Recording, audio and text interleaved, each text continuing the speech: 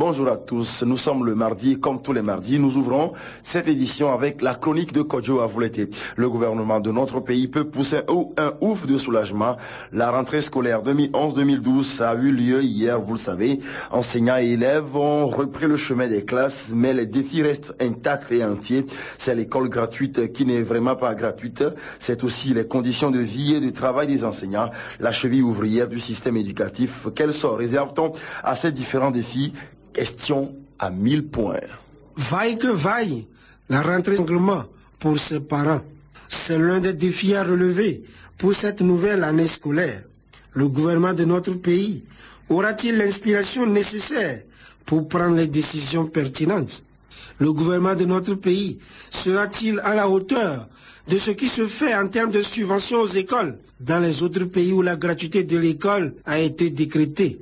Quel résultat notre pays veut-il obtenir en accordant pour toute subvention à un groupe de 6 classes 90 000 francs CFA par an?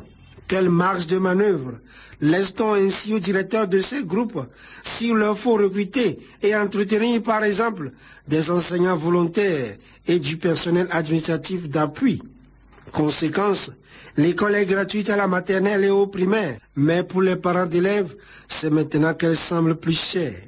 Tout se passe comme si l'État s'est désengagé pour ensuite laisser l'école publique sur les bras et les épaules des parents d'élèves. Ces derniers devant payer des frais pour que les écoles fonctionnent. Ce n'est un secret pour personne. Dans les villes et dans les zones urbaines, on s'en plaint. On peut imaginer alors aisément l'ampleur de la situation dans les zones rurales. La rentrée 2011-2012, c'est également la désolation et les rêves brisés des enseignants du secteur public. La grève annoncée s'est révélée en vérité un pétard mouillé et des agitations stériles de personnes en quête de reconnaissance et d'hégémonie syndicale. Les enseignants croyaient venu le moment de forcer le gouvernement à améliorer leurs conditions de vie et de travail. Il n'en est rien. Les enseignants croyaient relever le défi des médecins en observant dans l'unanimité et dans la solidarité une grève en vue de leur mieux-être. Il n'en est rien. Les enseignants croyaient aussi venu le moment de bénéficier des primes de surveillance et de correction conséquentes, des primes de nuit, de rentrée, de bibliothèque, comme leurs collègues d'autres pays. Mais la montagne a accouché d'une très petite souris. La gentillesse et la malléabilité inégalable des responsables syndicaux de notre pays ont encore fait parler d'elle.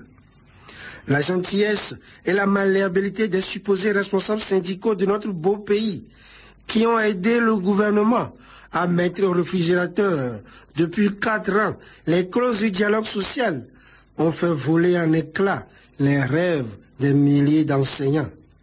En attendant, ceux-ci doivent se consoler de la création des commissions avec l'espoir que du travail de ces commissions sorte pour eux la fumée blanche. Patience donc et courage, mesdames et messieurs, l'État a promis de prendre soin de vous. C'est l'école togolaise comme elle va. Une nouvelle aventure vient de commencer. Chacun y va de ses fantasmes, de ses rêves, mais aussi de ses angoisses. Bonne chance et bon courage à tous et à chacun, et que la Providence veille sur notre beau pays. Kodjo Avouleté chronique à retrouver donc sur le site www.fraternitétogo.info. Kodjo Avouleté, vous l'écouterez encore sur la radio mardi prochain.